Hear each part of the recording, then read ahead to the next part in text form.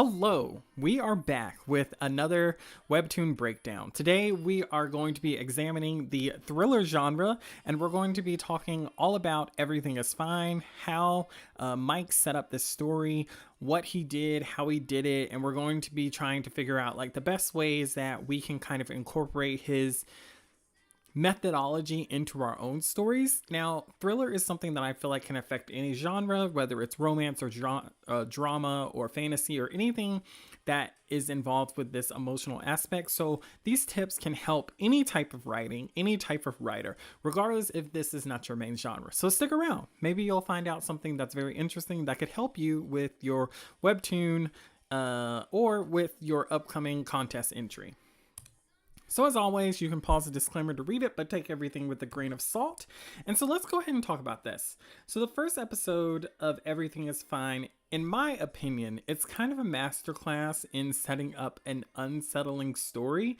And it uses a mix of contrast between like what the story actually looks like with what is actually being said. There's a lot of subtext, there's a lot of visual storytelling, so there's no internal dialogue, there's no like emotional explanation of what's going on, no narration. It's just like look at the visual and try and figure out the clues. And so all of this is used to hook the audience. And so we're going to just dive right into the breakdown. Now, this breakdown, I will say, is going to be a little different. Normally, we look at the webtoon and I kind of talk about it as I'm going along. I feel like it's going to be hard for me to do that completely, but we're going to switch over. And if I need to switch back to the PowerPoint immediately to kind of like go over those notes specifically, then just be prepared for that. So let's go ahead and end the slideshow and we're going to pull up the actual webtoon.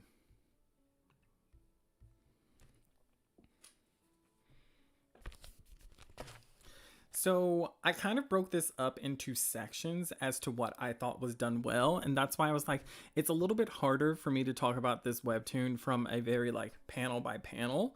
So I'm really going to be talking about, you know, different bullet points from each episode that I felt that Mike did really well. So our opening panel is very much like a normal suburban. We get a lot of bright colors and it's really establishing a sense of normality.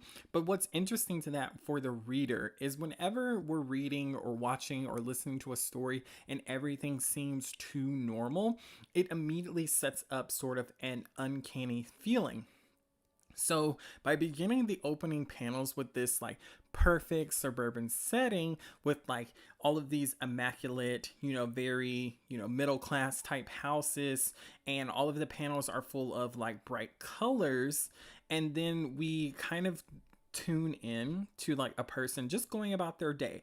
They're waking up, they're starting their day, they're, you know, moving forward with whatever they're wanting to do, and we get this dialogue. Oh, what a gorgeous day. Sniff sniff, is that bacon I smell. All of this is just very normal and that's what gives this uncanny feeling. I feel like as you continue to read throughout the episode, we get introduced to Sam. That's the character that we see here. Before I get to this panel, we get introduced to Sam and Maggie, which are going to be the main two characters in this story. And just the way they talk to each other, just the way that their design and their look, it all feeds into this is a very normal type situation.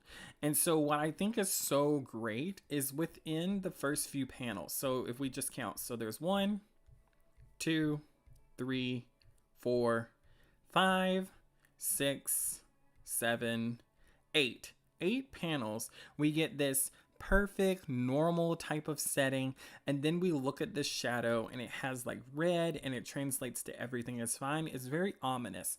So I feel like this story focuses a lot on tone and mood. It focuses a lot on making the reader feel something opposed to you know, going for like shock value or going for something more on the expositions heavy side of things. So this story really focuses on how to create a really unique and interesting atmosphere for your reader.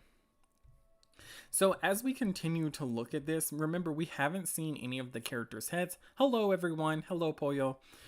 We haven't seen what the characters actually look like. We've seen their bodies, we've seen them talking, and when we finally get to see their face,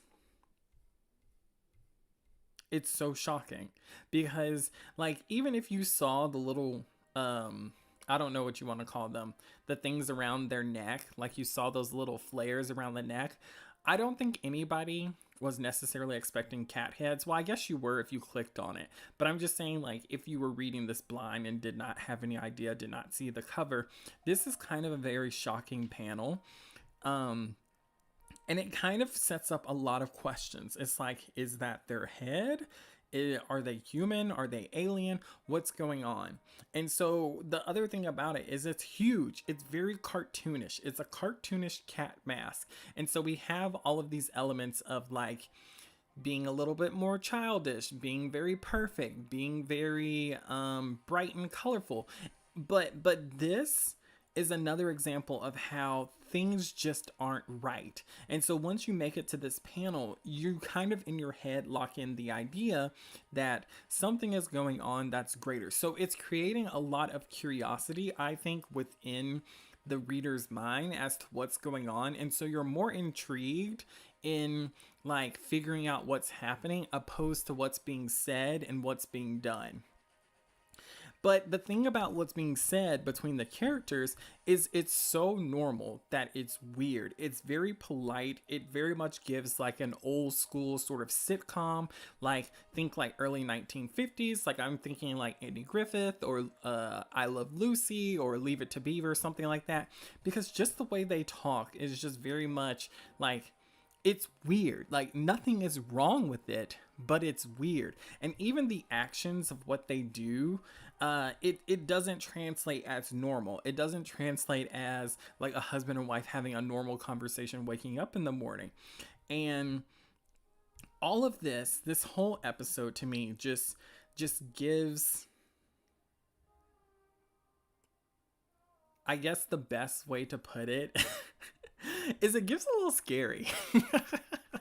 Like, there's no other way to frame that, in my opinion. I think it just sets up such good suspense, and it sets it up in a way that, like, but without even knowing anything, like, you're on edge to figure out what's happening. And even as they have their conversations with each other, we'll touch on this more, there's moments where nothing has really changed other than the lighting, but it just gives such an ominous feeling in some of the panels. Like, even though this panel is, like, very bright, like, look at all the colors that are involved in this. It's a lot of pinks. But yet, when you look at this panel, it feels off. It feels wrong. And, like, even this is another thing. Their conversation. So they're talking to each other. They're talking back and forth. And here, you just feel like something is not being said. Like, it's two silent panels kind of back to back, and, like, the fact that there's no expression between the character, like, we're just looking at the cat mask, it really sets in that eerie feeling. And then, like, words where he's like, oh, you silly Billy, like, that's so weird. So it really has a way of, like, getting into the reader's subconscious. And so the reason why I think this specifically works is because you have a very strong contrast between this cheerful, idyllic type of setting with, like, this very unnatural stiffness of the characters that makes the audience feel uneasy. And this is what I'm referring to with the stiffness. Like, he's just sitting there staring at her. Like, nothing's happening in the panel. Like, she's talking to him. She asked him a question. His response is in silence. And then he responds. His response is delayed. Like, he was thinking about, like, the best thing to say. That's so impactful to me for the story. So that kind of leads into, there's a lot of, like, tension through subtext in the story. So you think about, like, Maggie, Sam, and Winston, who are mentioned repeatedly throughout the story. Like, they bring up this dog so much, and it's so weird because, like, there's just things that they're saying about it that just don't seem right, that doesn't make sense. And, like, here's a perfect example of where something doesn't seem right. So we see that it starts raining, and Maggie looks out the window and she says, what a lovely day.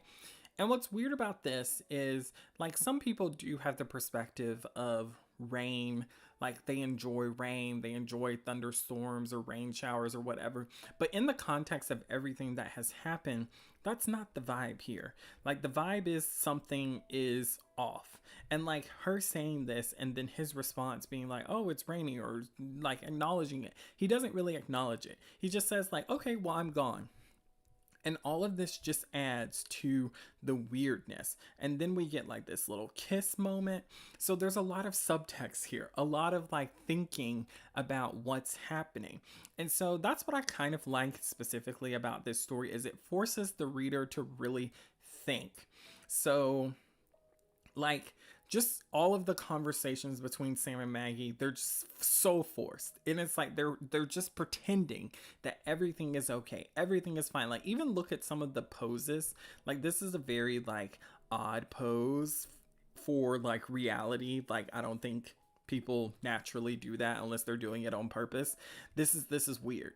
So like even the poses, the way they're standing, the way they're, you know, interacting with each other, it all builds this subtext.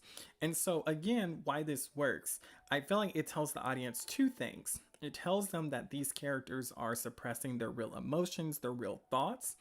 And then the second thing is you kind of get a feeling like someone or something is forcing them to behave in a certain way. And so that really adds to the mystery of why are they acting like this? What happens if they don't behave this way? What happens if they truly say their real feelings? So when we continue to scroll through the episode, you can just see like with the lighting, the coloring, how things just don't match anything that is being done. And so this is another instance where we get like silence.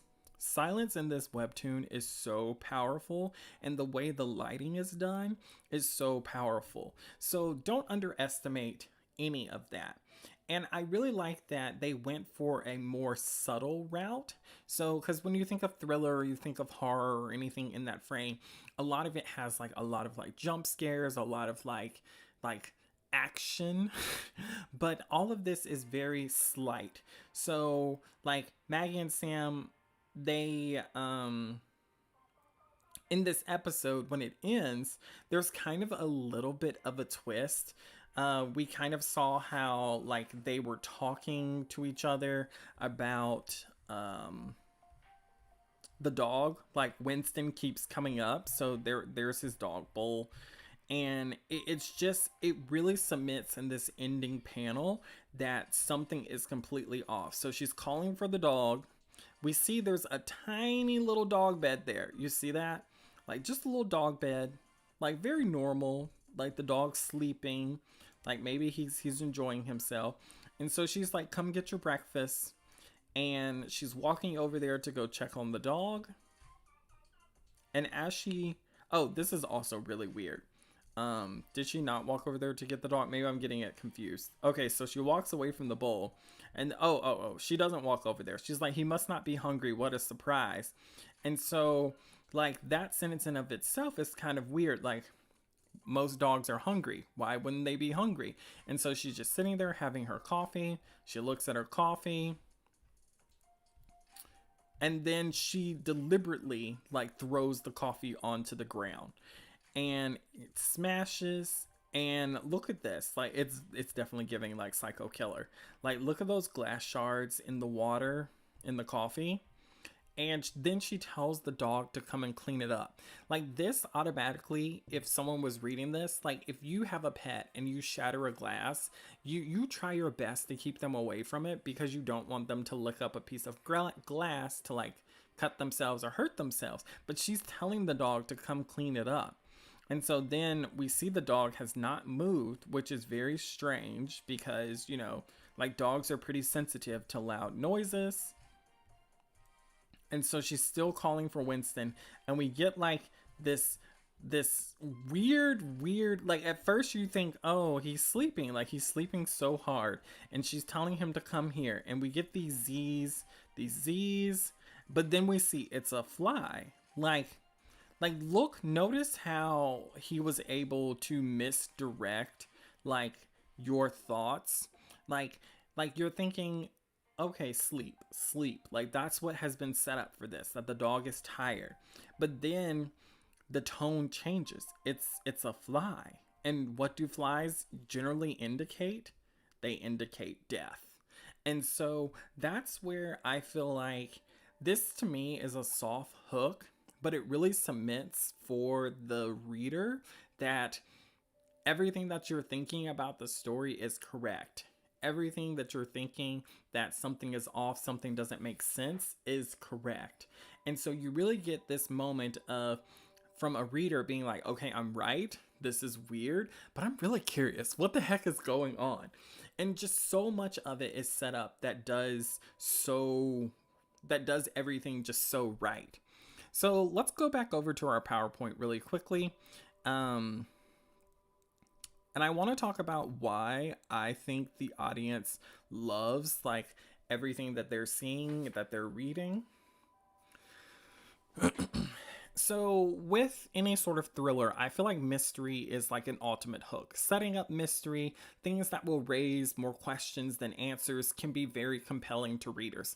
I do think that there needs to be context for the most part in a lot of stories, but I also feel like there's a lot of instances where that's not true and people don't need context for stuff. And this is one of those examples where the mystery of what's happening, the way the story was crafted and created, I have more questions than anything that was answered in that story. Like literally nothing was answered in episode 1. I have no clue what's going on, but I would continue to read to the next episode.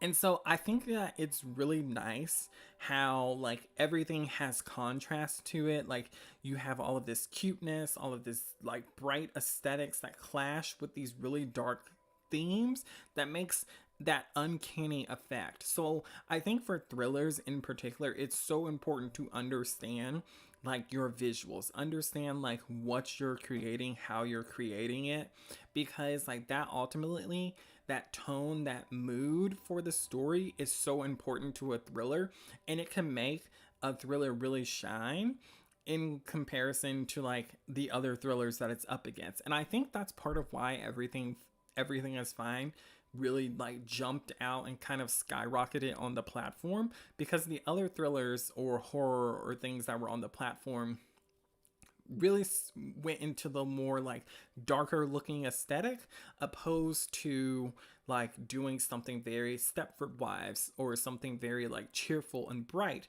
So like from a creative standpoint, the artist understood like, I know visually this is a hook. Like their whole aesthetic is a hook to me. And then thinking about like the minimalist way of telling the story, like the horror isn't in like gore or jump scares, like it's not really pushing that, but it's in like little details. Like it's in like me as a reader, like the audience, it's in us trying to piece together what's going on, like essentially making us become the detectives. And so those details, we kind of work out that something is not right. And I feel like if you can do that really well for your thriller or your horror story, whatever you're trying to make in this sort of area of storytelling, then you're doing a really good job. Because do jump scares work? Yes. Does gore work? Yes. But I think for a story in its entirety, you're going to need to have like those little details to help push it along. And so for this story in particular, I think it was not mentioned at all, but I think like you can feel undercurrents of other themes. And one of them is like this dystopian end of the world type of vibe that you get from it because of the way they talk, the way they do things. Like it gives you a feeling that they're under surveillance, that or they're being controlled or they're being forced to conform. And all of that, the reason why that works is because I think it really taps into like the fear within a person within themselves. Like all of, if someone was watching you 24/7, I feel like that is a very realistic fear that people can have, that people understand and people can relate to, and really get the feeling of why that would be scary. So this is another thing that I think sometimes people don't necessarily always focus on, is the fact that, yes, having elements of like fantasy horror, like a serial killer or a and I'm explaining fantasy horror, but like something that is not normal for a normal person to experience can sometimes be a little bit harder to relate to. You can definitely do it with work, but I think having your root themes um, based in core fear or in core like aspects of suspense really help to push that forward for the audience because they can immediately relate to that. Like, in, a lot of people live in suburbans, very normal, like something easily that someone could relate to, that someone can visualize, that someone can feel like, okay, yeah, suburban, you do kind of feel like everything is so normal here and so fine and everybody seems to be having such a good time, like crime rates are low here. And then so like immediately when something feels off about that, the reader can hook on to it so quickly. So that's why I say like taking things from core like emotional, psychological elements that people can easily relate to can only enhance your like fantasy or sci-fi or outlandish type of story because someone can understand at its core how that emotion is felt. So let's move on to episode 2. Oh, Samyan. Yes, yes. I feel like Mike for the first few episodes, and it could be later episodes, but I don't read the series and analyze it, but I'm just saying I feel like when he was making it, everything was intentional. There's so many little details, and as I was going through it, there was things that I was like, I don't remember this. Like because there was nothing said about it. And I'm like, did this play a role in anything? Am I missing something? Like, what's going on with this? So I don't necessarily think I need to go back to the webtoon, but I will just so you guys can see what the visuals were for episode 2, how we go from this like very dark panel. And I love the long scroll that he does for his episodes. Like I feel like that's just so good for the emotions. It's something that I really want to emulate in my future stories. Like, of course, when appropriate.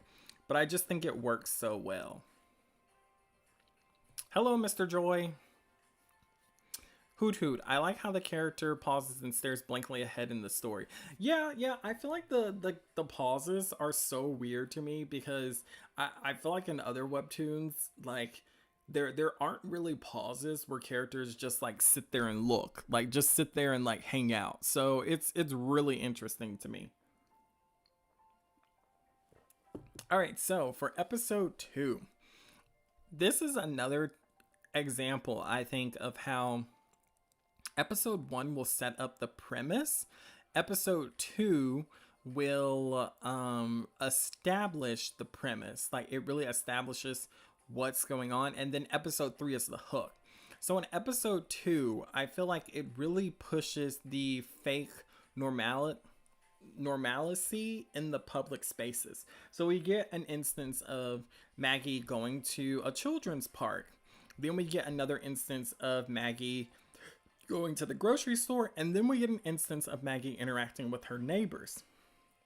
What's so weird about Maggie's interactions at every instance, like every character that she interacts with, whether she speaks with them or not, it gives a sense of something is off. It's almost creepy sometimes.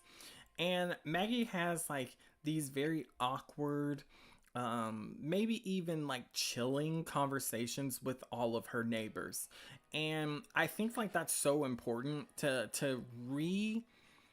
confirm to the readers as they're going about like reading the story that all of this is weird.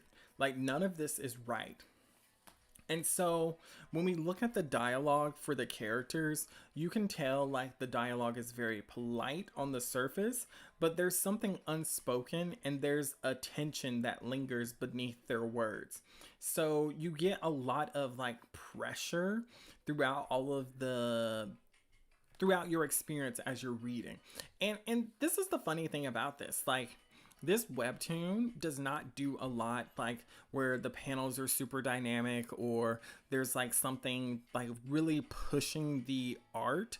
Like, it's very simplistic art, like very, and I say that like I'm saying simplistic, I just mean like there's not a lot of details. Like, it's very like soft on details, very like clear cut like shapes, clear cut like this is a gradient. Like, there's not a lot of like blending or rendering. Like, it's just, here are the basic images. Oh, and then right here, so we get a very clear panel indicating surveillance. Like, why is there so much surveillance? And this is reinforced through this episode that there's somebody watching. And like, everything seems off because like you look at the aisles for the grocery store, like everything is canned. How strange. And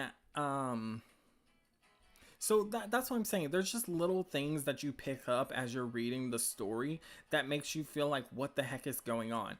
And so when we meet this first character, it's kind of interesting, her interaction, because like this is the first character that speaks to her and in this episode, and it feels like a normal conversation. Like, it feels like something is off with Maggie, our main character, opposed to him. Like, he feels like the normal one and she feels like the weird one. And that's so weird because when he walks away from the conversation, it feels like he's weird too. So it gives you like this throughout these conversations, it gives you these mixed emotions of trying to figure out what's going on. And so you feel contradicted at times, which I think is perfect. Like, you want to keep your readers guessing what's going on. And you get all of these little clues. Like, look at this one panel. It's like, what's being emphasized here? Like, he has a bunch of foil. Okay, how strange. So everything is off.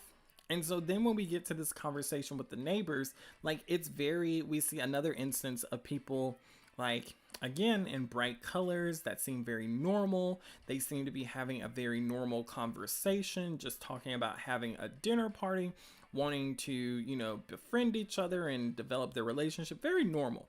And when we get to, hold on. Yeah, here. So we see that across the street, who is it?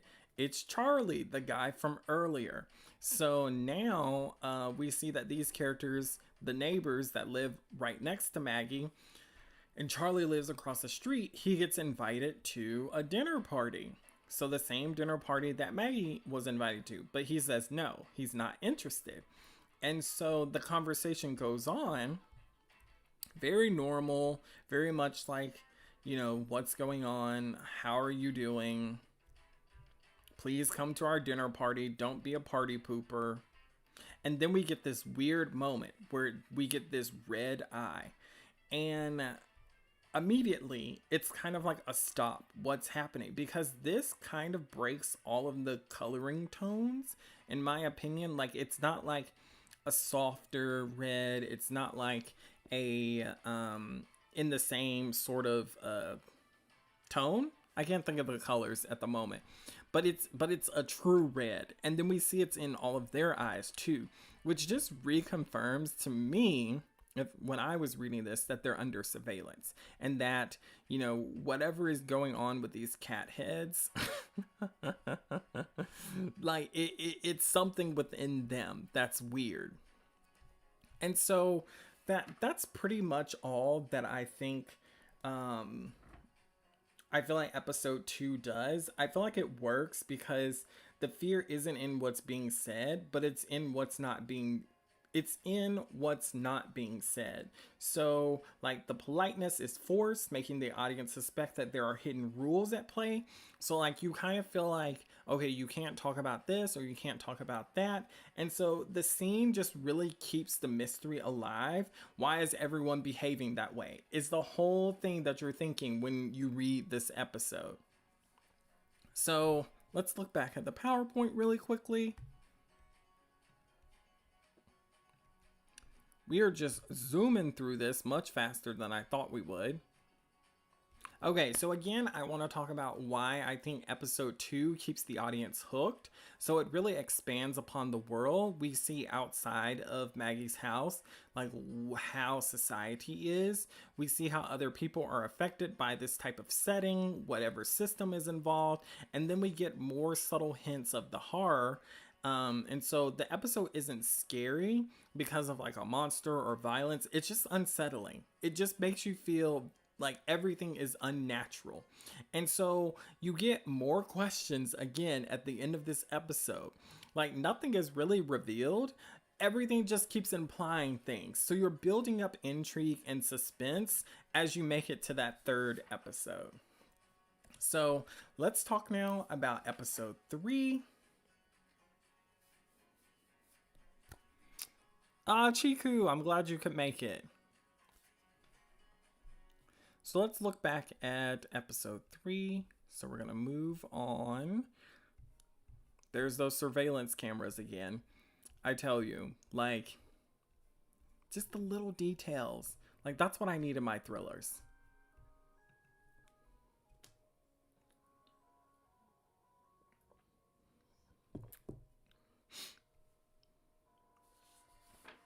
So when we look at this in the third episode, Sam, he returns home and he finds Maggie in her weird way.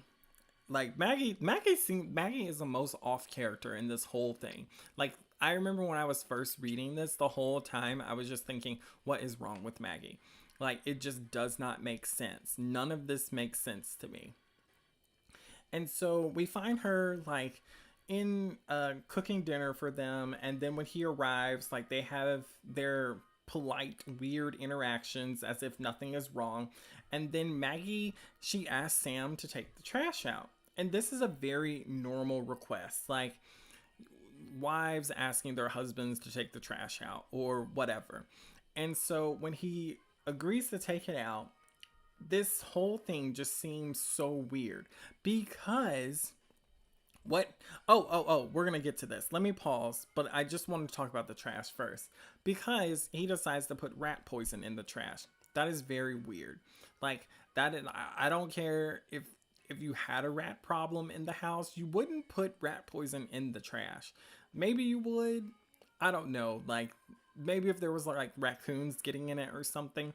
But that was just like a red flag. So like everything, all of this normal type of behavior, there's like just little glimpses of how off and wrong it is. So this sort of fake facade, the more we dive into their lives, the more it's starting to crack. And so us as the audience, we already know like the world is fake. So we're just in anticipation for when everything's going to fall apart. And that's what we're waiting for. That's what we're looking forward to happen. We're waiting for that big something is wrong to happen just to confirm everything and for us to finally see the truth. Like we want the curtain pulled back. So it just really focuses in on you as a reader wanting to understand the emotions and why these characters act the way they do. So here's where we get to Sam finding Winston, and when he walks over there, we already know this from episode 1. The dog is dead, but notice his reaction once he comes over there. He looks, he says Winston seems off, and he hasn't touched any of his food. Maybe you should take him to the vet tomorrow.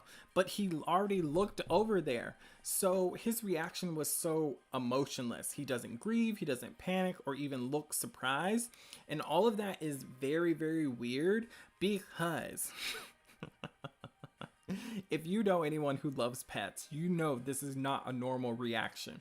He's just sitting there quietly processing everything, and then he just moves on.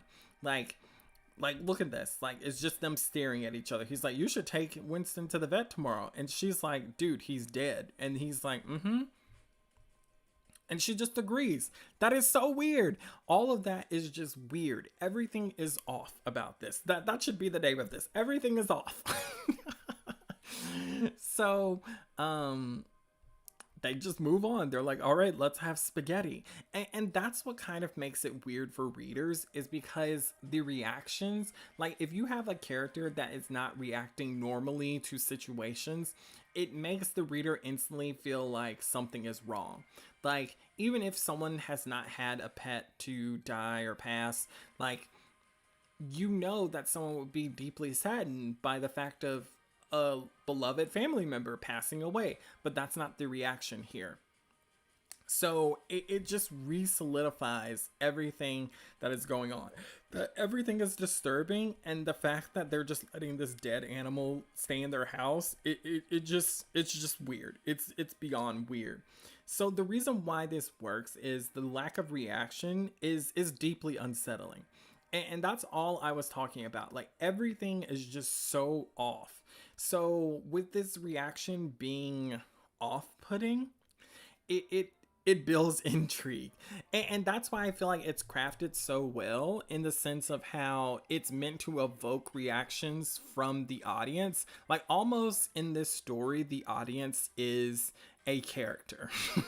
Like, our perception of everything is meant to evoke these strong reactions. And I think that's really a really interesting way of doing this visual type of storytelling. And because, like with other stories, yes, they are meant to evoke emotions, they are meant for you to react, but the way that we have all of these silent panels, we have all of these long scrolls, is meant to let things sink down into our thoughts.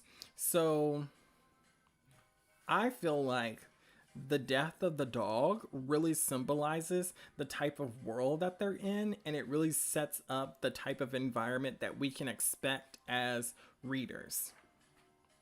Now, let's talk about this rat poison.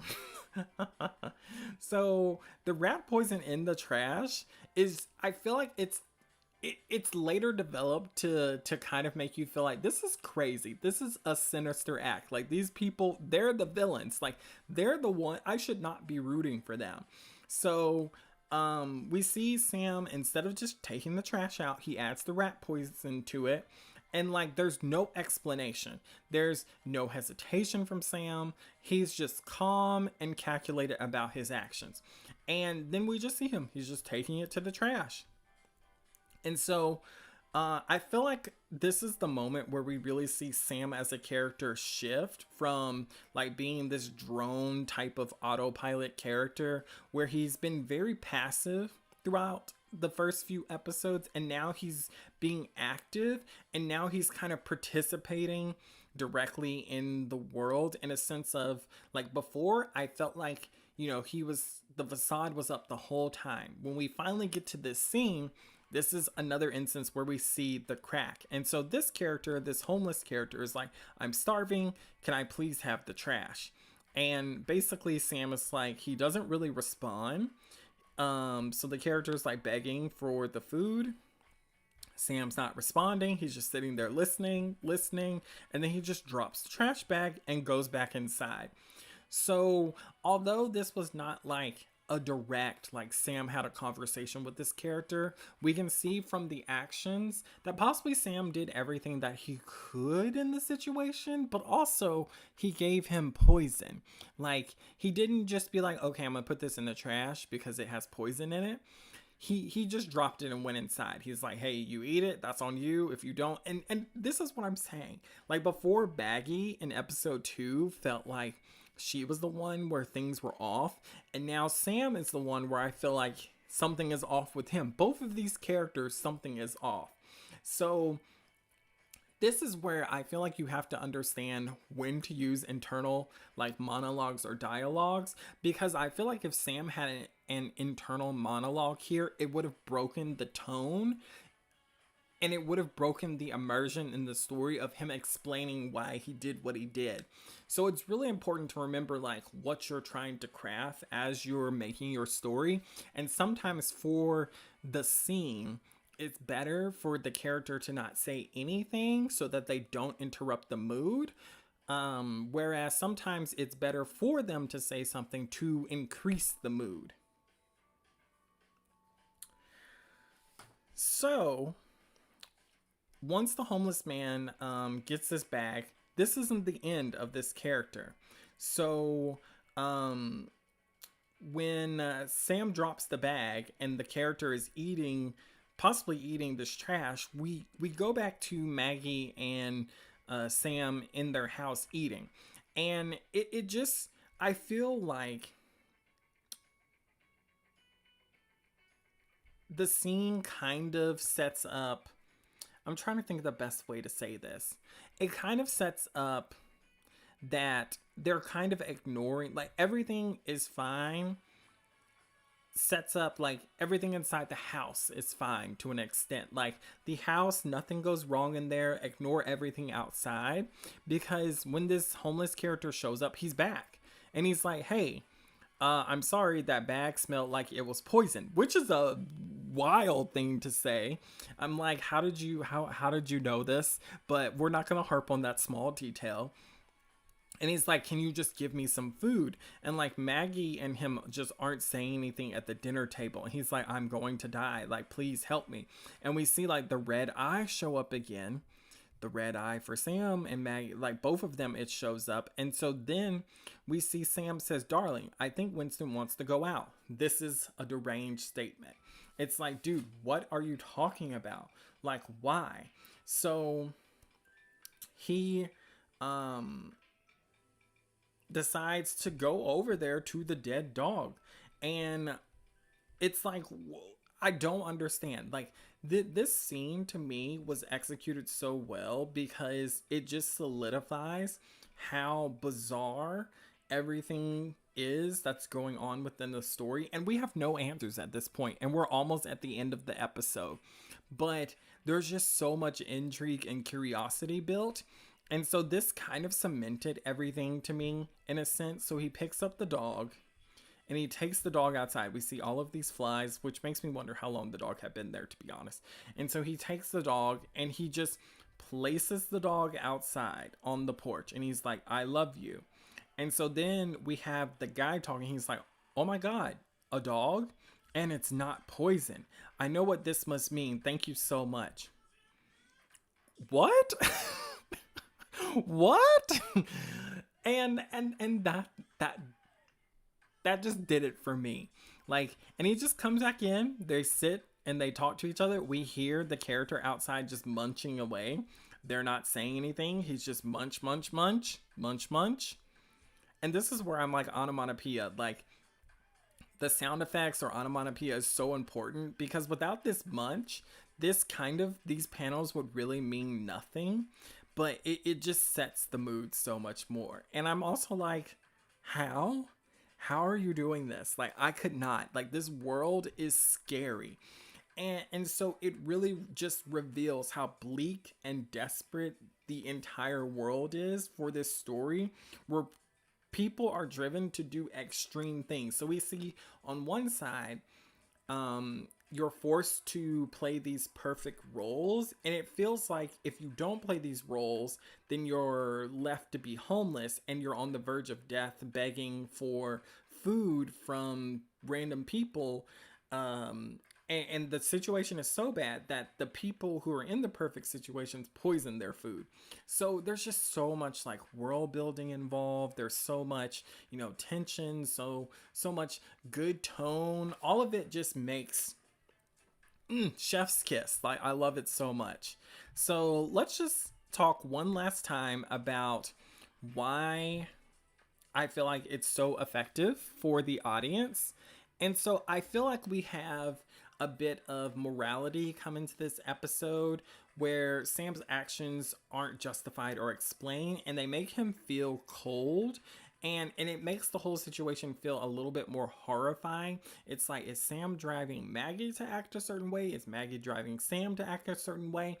And then like the moral debate between like, okay, should we help people, but our lives are in danger? Because that's kind of how it feels. It feels like, okay, behave a certain way or suffer the consequences.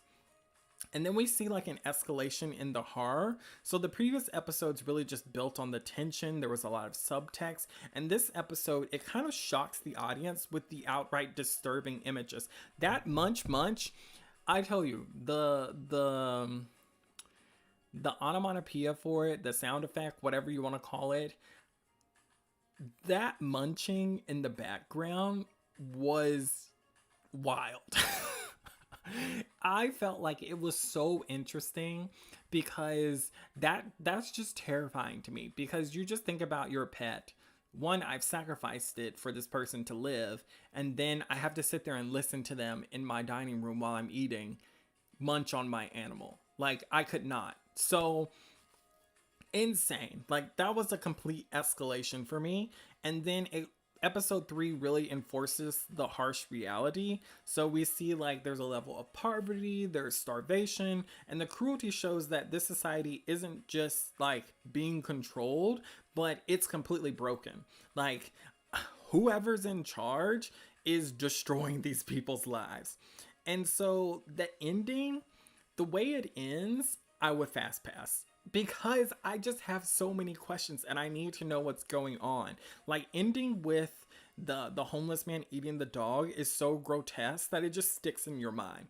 Like, I tell you what really sticks in my mind is just the sound effect, that munch. It bothers me. And so it just forces you to process and really think. Like, you're like actively having to figure out what's going on. And I feel like that's a really good setup for a thriller or a mystery. All right. So, man, we had a lot to discuss on this one. It was a lot of fun. So I want to ask you guys my question to the community. What thriller webtoons would you suggest creators study to improve their stories? I want to know, like, what do you think really works? Like, what stories are going to help creators to improve? What stories are going to really help them to be able to, increase the mood, the tone, the way to tell a mystery? Or if they're writing a horror, like, how to make that brutality, like, really interesting and impactful. So with that, let's go ahead and enter our questions and comments section. So if you have anything that you want to ask, feel free to do so, and I will be happy to respond, depending if it's not crazy.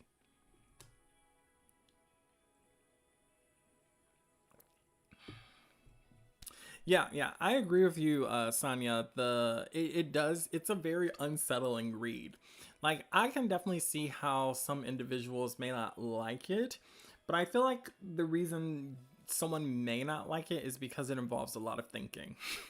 It involves a lot of like looking at panels and trying to discern details.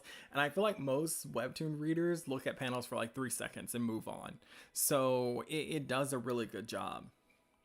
Now, I will say, so in terms of updates from me on my contest entry, I've been working really hard. I'm actually doing drawings right now, like actively doing drawings for the contest. So I'm I feel like I'm at the very end of my script, but I have enough of it done where I feel like I can start drawing specific things that I want to include in the webtoon. So I'm gonna be really excited to work on that stuff during this week. So hopefully I'll do a Patreon stream this week. Do some actual panel work.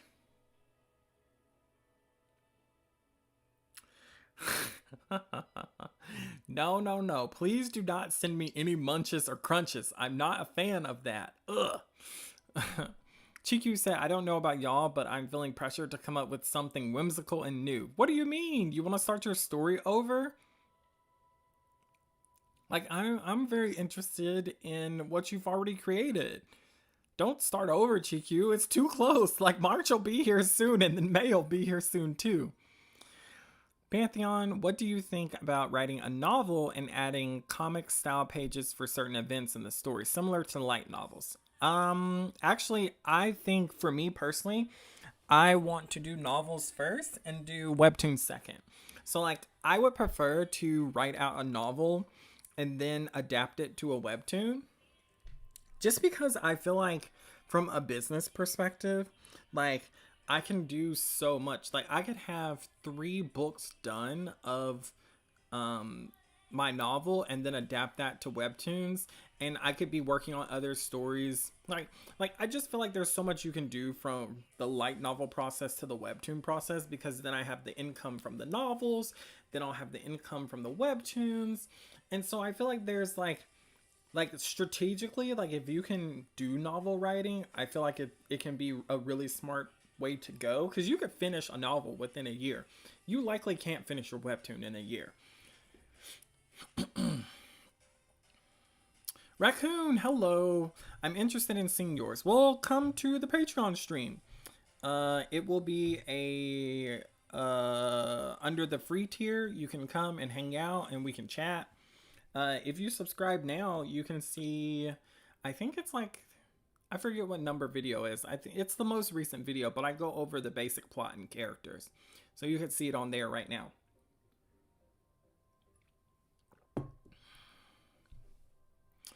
I think the best way to think of suspense is to use the camera as a second pair of eyes, as if the camera knows what's going on but can't say it. At least that's how I think of it. I think that's really smart. I think it was Mike that talked about, like, the creator of Everything Is Fine, about how important like the camera angles and how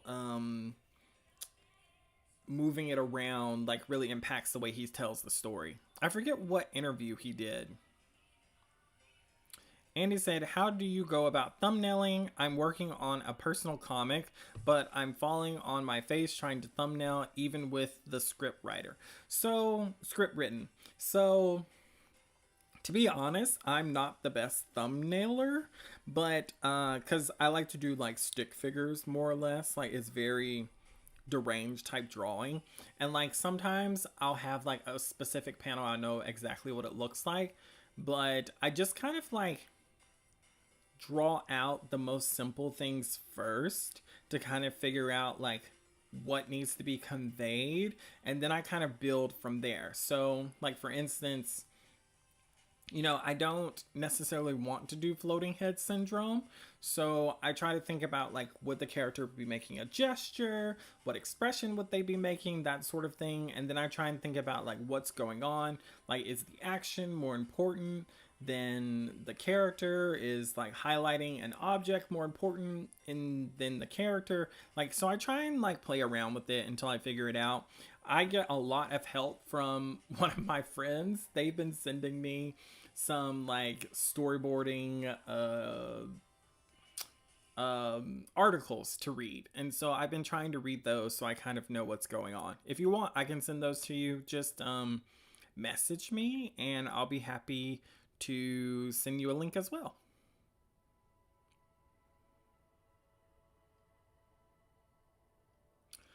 Let's see. Sonia said, still want to try and publish my entry in March, even though I started over. I think you got this. Like, I think you can do it. Like, if you have the time, you can definitely publish a few episodes. Raccoon Cube said, I don't know if you saw it or not, but I did share some things to your Twitter. My cover art / title and some character designs. I did not. No one ever messages me on Twitter, so I don't check it as often unless I'm posting. But let me see if I got your message. And if I did, I will respond. Did you just like tag me?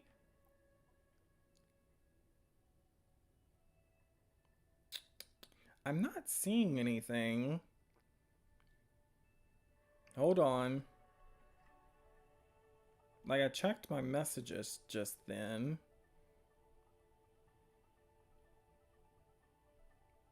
Do you have the same like username?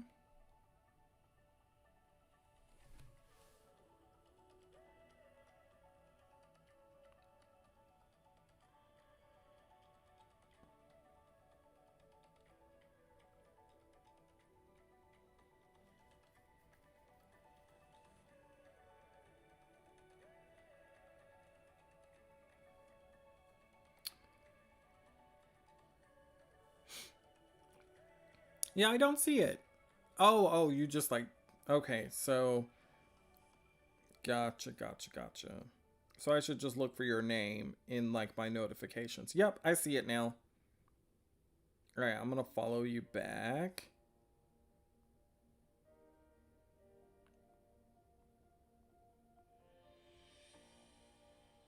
Oh, cool. All right, I'll definitely check it out here in a little bit. Gotcha.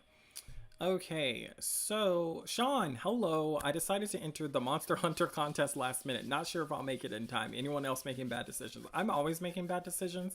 Like, I should not be streaming as much as I am. I should be dedicating all of this time to working on the contest entry. But I don't have like ambitions to win, and I feel like hanging out on YouTube is like a lot better for me to spend my time. Sean, I would be curious to know if you've read Everything is Fine, what your thoughts on it were. If you guys don't know, Sean is a YouTuber as well. He has a really, really helpful channel, and he has like an ongoing series that's really good. Like, definitely check it out. I feel like Sean's advice is like top tier. I'm like, I need to be taking notes for every video that he makes. Yes, Samurai. So that's a whole. I feel that like so many of y'all have told me that the streams have been motivational. That I feel like it's more beneficial for me because I think like right now I'm a YouTuber first to like make sure I have enough content for you guys and to work on everything else secondary, which may not be the best decision, but I mean I'm doing what I'm doing. Princess Vlogs, I'm late, but made it. I don't know why. I'm just getting the notification now. Oh no, that really sucks. Like, why would they do this? Like, send out my notifications right.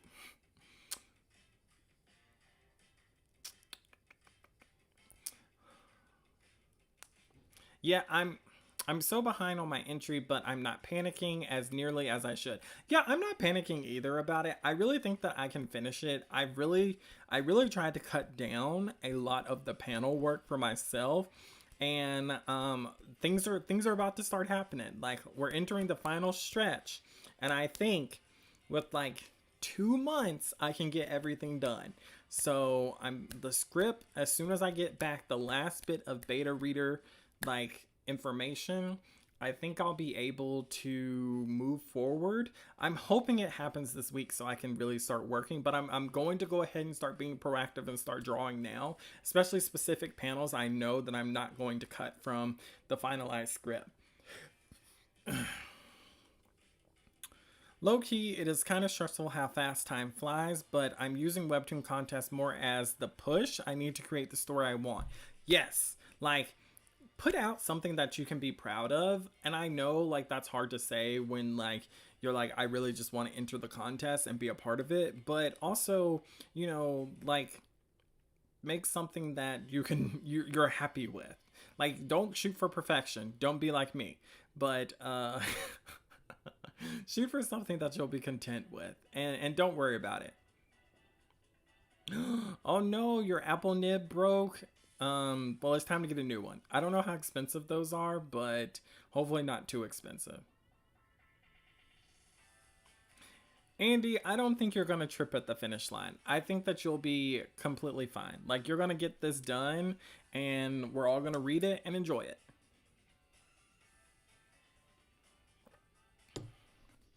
Whoa, almost knocked over my cup.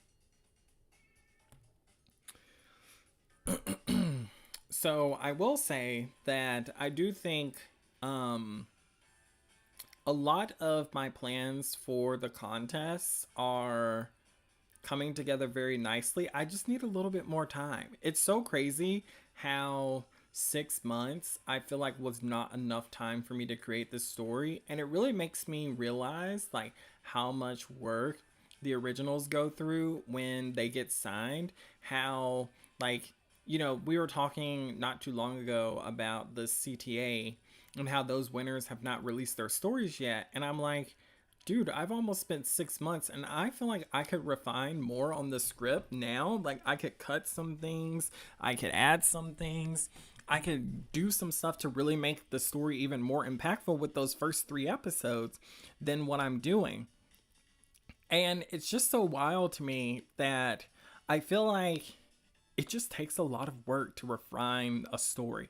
Like, figuring out ways to condense things, figuring out ways to be able to say the same thing without like over explaining, adding too much exposition, like focusing on when to show and when not to show, when to tell, when not to tell.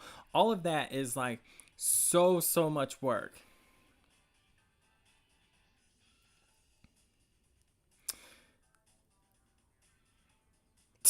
Andy said, I'm a master procrastinator. I'm sure it's not that bad. I'm sure you're really good. Jay said, yeah, it also made me realize that originals must have it tough. Yes, yes. So this is what I'm saying. I feel like this is why I think having your story like almost entirely finished is so important, because or working towards a goal. And this is why I feel like I want to do like a novel first and then adapt it to a webtoon, is because I feel like having the story finished will help me to focus on like fixing out plot holes, fixing out like what needs to be adjusted or corrected. It's also another revenue stream, obviously, but I just mean in terms of when you have to fly by the seat of your pants, it's really hard to like create a linear story, in my opinion. Like, you don't have to have everything figured out, but I feel like you're going to reach certain areas where you don't know what to write. Like, you kind of know, but you also don't know. And then with you being on a deadline because you need money that week, you're just like, well, I'm just going to write what I have and move on. And so that's why I feel like a lot of originals, when people are like, the story lost the plot, I'm like, yeah, because they didn't go through like a beta process. They didn't go through an alpha process. They only had time to write the story and move on. So I think that's really important, to not underestimate the power of like having the story done first.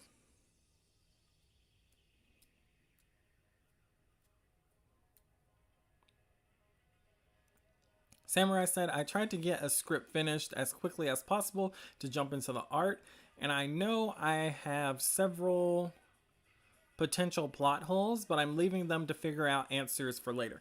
Yeah, that's kind of how it is for me. I'm kind of like, I can't keep working on the script to refine things or figure out plot holes or make things clearer for people. I just have to go with the best version that I can right now to enter the contest, because I feel like I could be refining this script up until May 15th. Like, I really feel like it's fine, to be honest, but I also feel like, God, there's so much that could be fixed.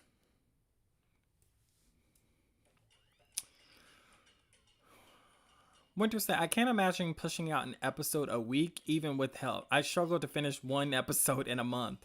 Yeah, same.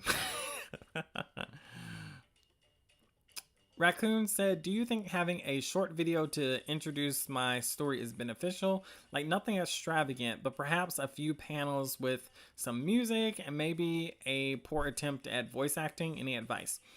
I think you should make as much content as you can and post it on all of your socials in hopes that people will see it. I feel like whether you decide to go really simple and just do a slideshow, whether you decide to go, oh no, let me plug this up. Whether you decide to go,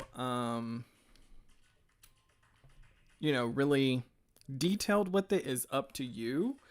But I ultimately think that, the more marketing advertisements you put out, the more likely it is that someone will see your story and click to read it.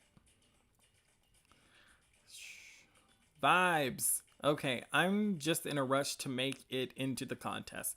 Yeah, me too. I feel like that first month is going to be really, really interesting, because I feel like we're going to see a lot of people entering.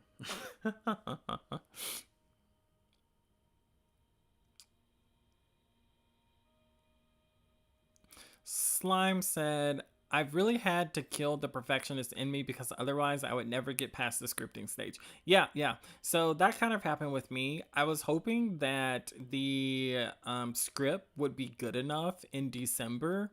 Like, I was hoping that it would be finished and in January I could start drawing, but the script just wasn't good enough. Like, there was too many issues that I felt that it had.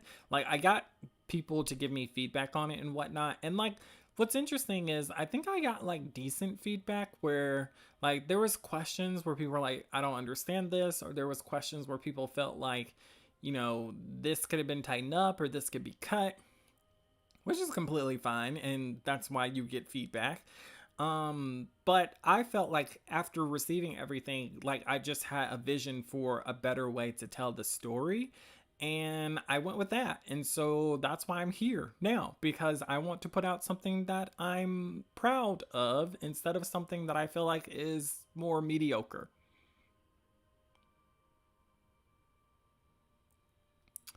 Princess Vlog said, I have this issue is I don't know what the plot or ending is. I would keep restarting. I restarted over 10 times with 10 different stories that were not even bad just because I did not know. Yeah, I feel like that's the problem you run into. Lynn said, sketching as we speak, sending lots of motivation to everyone. You can do it. Yes, yes, yes. Agreed. Slime said, I got the ending, some middle stuff, and a good enough start, I hope. Yeah, see, like with this story, I don't know really much. I mean, I do know a lot, but as far as like refining and focusing, the only thing I've really focused on is the first 3 episodes.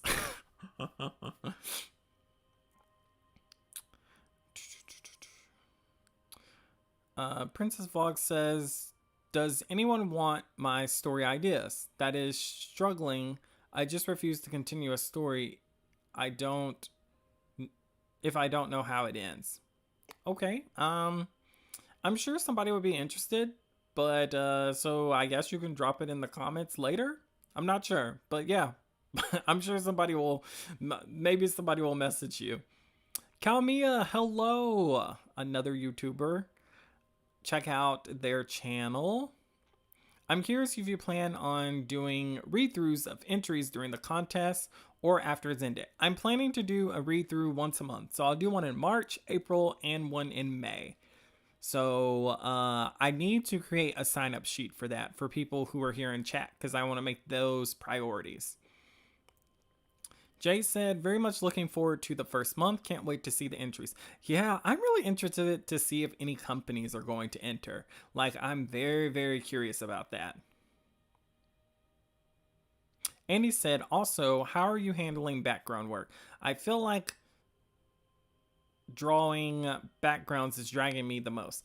I am not thinking about backgrounds right now. I probably will end up doing like gradients for a lot of stuff just because I don't think I have time to devote to the backgrounds the way that I want. So it'll be a lot of like screen tones and a lot of gradients. I'll probably do like a few panels here and there to indicate like where something is or what's going on. I just don't have time to worry about backgrounds. Like, that is so far in the future that I'm like, I gotta focus on getting these storyboards done. I've got to focus on getting out like the main drawings, and then I can focus on backgrounds. Like, if I had enough time, I would hire someone, or not enough time. If I had enough money, I would hire somebody to do the backgrounds, to do the onomatopoeia. Like, there's so much that needs to be like taken off my plate. Like, I have no clue how originals do, like the ones who do everything on their own. I'm like, how do you have enough time to do this within a week?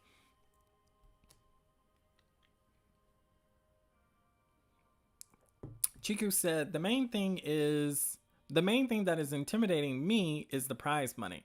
Really? I feel like if they're giving out so much, they are expecting something extraordinary. I think yes and no. I think they're expecting something to make them money. Like, if it has enough potential to make them money, like if it hits their target demographic, if it has like a really big, I want to say burst. I don't know what to call it. But like, if people are really interested in it, then like, I feel like it has a lot of value to the company. Like, I don't know, because I have mixed feelings about stories in general, because I feel like a story doesn't have to be good to make a lot of money. Like, for decades, Hollywood has been making like mid movies and people have been loving it. Like I don't think companies care whether a movie is good or not, or a story is good or not. They care if it makes them money.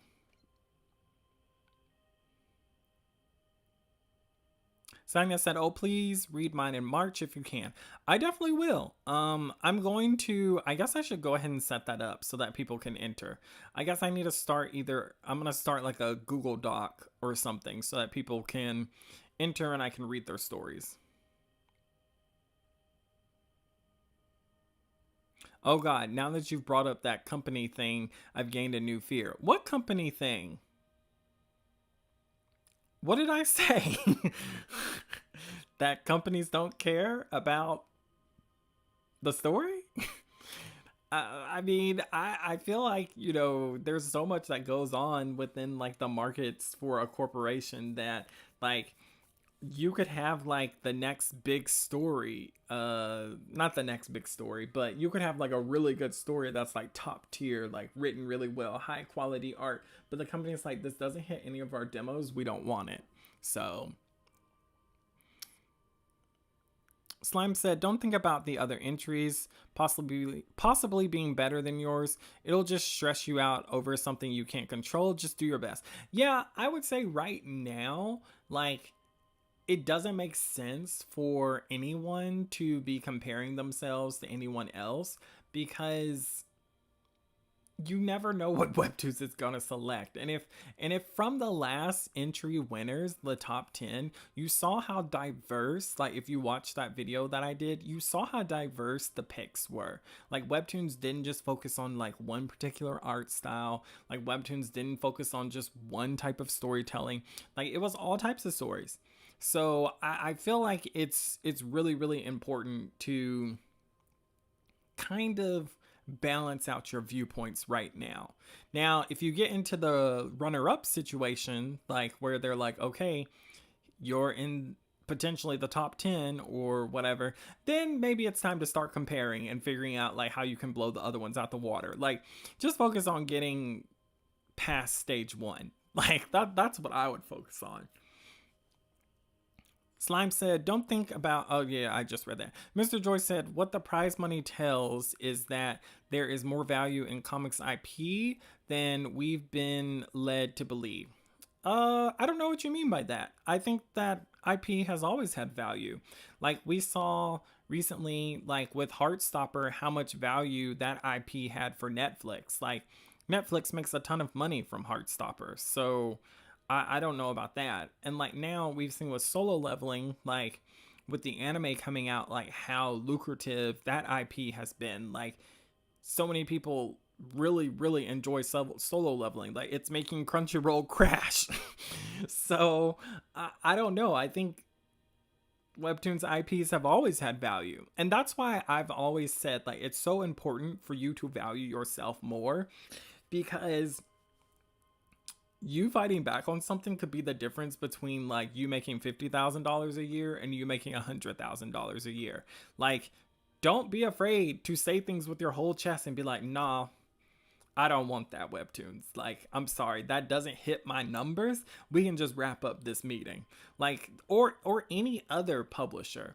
Cause see, like, yes, you're a first, like maybe this is your first time being produced professionally, but also I feel like it depends on how much you like how business savvy you are.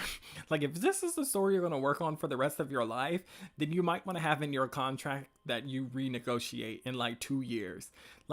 There's so many factors that are involved. So just be smart about what you do. Like don't value your IP less just to get your foot in the door. Especially if you plan on working like if you're planning to make another One Piece. Like God, could you imagine if like you made One Piece and you were locked in to a $30,000 a year contract and that series was making them tons and tons of money, but they were like, you're locked in perpetuity. Like that would piss me off. I'd be like, I quit. Let's see. Andy said, I don't really have access to 3D models. I work with an old version of Paint Tool Sai. Like I said, I say use like if you can get around it, like use gradients and solid colors and imply things, like add branches or leaves to the edges of panels to make it seem like they're in a forest or something. Like do stuff like that. Like do cheap ways to get around drawing the backgrounds. Poyo said, question, can you submit trailers to the Webtoon video contest or would it not count? I don't know. I haven't read any of the information about the trailer contest. Like, again, that irritated me that they came out with another contest. This is the third contest that they've announced. Like why? Why are we doing so many contests right now?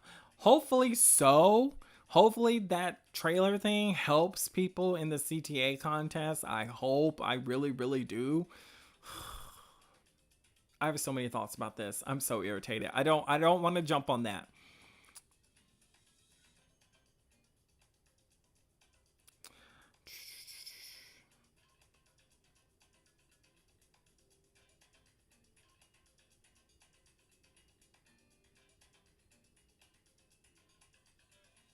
Samurai said, lots of great free 3D model sources too. Yeah. So just do some research. Like, I feel like don't stress about it right now. Like, I'm just going to draw the characters and the scenes the best that I can and then figure out the backgrounds later. Like, maybe I'll get somebody to help me and be like, what should be in this panel in the background? Like, I need ideas. So, all right, guys. Well, I think I'm going to jump off unless anybody had anything else they wanted to ask or say. It's been super fun. I'm glad we were able to have this discussion, and I'm glad I wasn't super rushed to have it. So this video's creator shout out, it goes to the series Between Life and Death. You can pause the screen to read the description, and please check out the creator. That's their at information there on the screen. And I just want to add this as well. Someone recently commented on a video and was like, they felt it was a little disingenuous for me to recommend series. I don't view any of the shoutouts as recommendations. I just felt like I needed to clarify this. The shoutout section is just to spotlight someone in our community. So whether I've read the series or not is irrelevant to me. I'm going to keep shouting out people. I'm sorry I had to say this, but it's been bothering me. And I just wanted to say, like, the shout out section is for all skill levels and is for any story. It's just to feature someone in the community. Okay? Whether you like it or not. If you don't like it, don't read it. All right. And, oh, I forgot to change the fan art for this week, so I'll have to change that for the next video. But thank you so much to everyone who draws fan art. I really appreciate it. I love it so much. It's so exciting, and it's so fun to see your interpretations and your style of Apollo. Like, I love it. Thank you so much to my patrons. I will be doing a Patreon stream this week. So if you want to jump on that, we can talk about your story. We can talk about the Queen's Games, my story, or we can just chat and chill. So it'll be super fun. All right. And with that, I will say good night. Thank you all for jumping in, and let's have another fun stream here this week. Bye-bye.